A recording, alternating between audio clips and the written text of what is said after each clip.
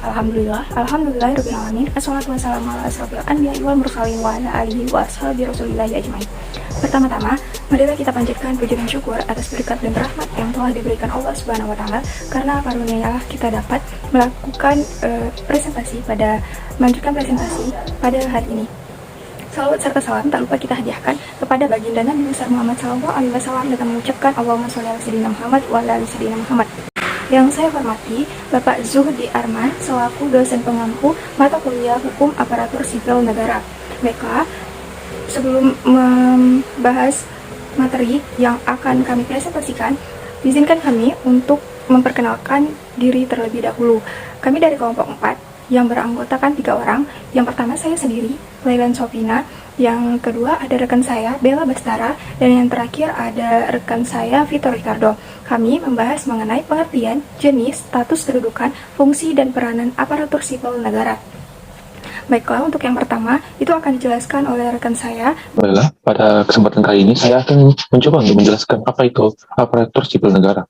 Dari pengertiannya, dapat kita ketahui bahwa dalam ketentuan undang-undang, aparatur sipil negara dan selanjutnya singkat ASN adalah pegawai negeri sipil dan pegawai pemerintah dengan perjanjian kerja yang diangkat oleh pejabat pembina kepegawaian dan diserahi tugas negara lainnya dan dikaji berdasarkan peraturan perundang-undangan.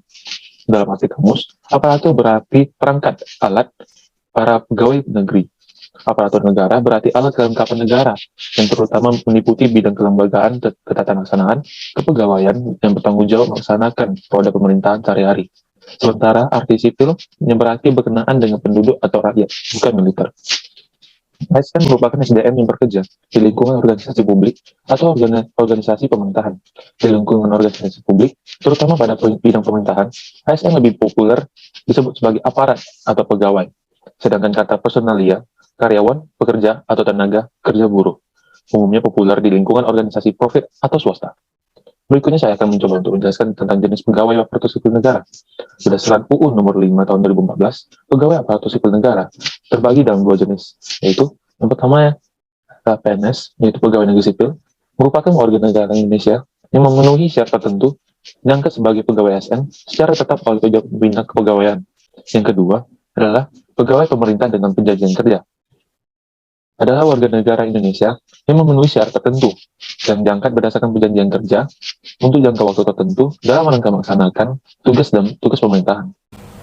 Untuk selanjutnya, itu ada status kedudukan pegawai aparatur sipil negara dalam Undang-Undang Nomor 5 Tahun 2014 tentang aparatur sipil negara pada bab ketiga bagian ketiga, yaitu pada pasal 8 yang berbunyi pegawai aparatur sipil negara berkedudukan sebagai unsur aparatur negara, dan pasal 9 ayat 1 yang mengatakan bahwa pegawai aparatur sipil negara melaksanakan kebijakan yang ditetapkan oleh pimpinan instansi pemerintah, dan ayat kedua yang menjelaskan pegawai aparatur sipil negara harus bebas dari pengaruh dan intervensi semua golongan dan partai politik. Pegawai aparatur sipil negara berkedudukan sebagai aparatur negara yang menjalankan kebijakan yang ditetapkan oleh pimpinan instansi pemerintah serta harus bebas dari pengaruh dan intervensi semua golongan dan partai politik. Berkedudukan aparatur sipil negara berada di pusat, daerah, dan luar negeri. Untuk selanjutnya akan dijelaskan oleh rekan saya. Saya Bella Mastaran Rahman, NIM 1909-124307. Baiklah, selanjutnya saya akan menjelaskan mengenai fungsi dan peranan aparatur sipil negara atau ASN.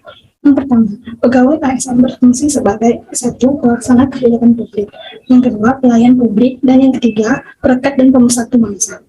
Dalam pasal 11 Undang-Undang Nomor 5 Tahun 2014 tentang aparatur sipil negara menyatakan bahwa pegawai aparatur sipil negara bertugas yang pertama melaksanakan kebijakan publik yang diperoleh pejabat pembina kepegawaian sesuai dengan ketentuan peraturan perundang-undangan. Yang kedua, memberikan pelayanan publik yang profesional dan berkualitas. Dan yang ketiga, mempererat persatuan dan kesatuan negara kesatuan Republik Indonesia. Aparatur sipil negara sebagai profesi berlandaskan pada prinsip sebagai berikut. Yang pertama, nilai dasar. Yang kedua, kode etik dan kode perilaku. Yang ketiga, komitmen, integritas moral, dan tanggung jawab pada pelayan publik. Yang keempat, kompetensi yang diperlukan sesuai dengan bidang tugas. Yang kelima, kualifikasi akademik. Selanjutnya, adapun kode etik dan kode perilaku ditekan untuk mengatur perilaku aparatur sipil negara atau ASN, yaitu yang pertama menggunakan kekayaan dan barang milik negara secara bertanggung jawab, efektif, dan efisien. Yang kedua, menjaga agar tidak terjadi konflik kepentingan dalam melaksanakan tugasnya. Yang ketiga, tidak menyalahgunakan informasi intern negara, tugas, status, kekuasaan, dan jabatannya. Yang keempat, melaksanakan tugasnya dengan jujur, bertanggung jawab, dan berintegritas tinggi. Yang kelima, memegang teguh nilai dasar ASN dan selalu menjaga reputasi dan integritas ASN. Yang keenam, menjaga kerahasiaan yang menyangkut kebijakan negara. Aparatur sipil negara atau ASN berperan sebagai perencana, pelaksana, dan pengawas penyelenggaraan tugas umum pemerintahan untuk membangun nasional melalui pelaksanaan kebijakan dan pelayanan publik yang profesional, bebas dari intervensi politik, serta bersih dari praktik korupsi, kolusi, dan nepotisme. Sekian, terima kasih. Baiklah, hanya itu yang dapat kami presentasikan mengenai hukum aparatur sipil negara. Nah, jika dari presentasi tadi terdapat kesalahan, kami mohon maaf yang sebesar-besarnya. Kami ucapkan terima kasih atas perhatian dari Bapak dan juga teman-teman. Kami akhiri dengan wabillahi taufiq wal hidayah. Wassalamualaikum warahmatullahi wabarakatuh.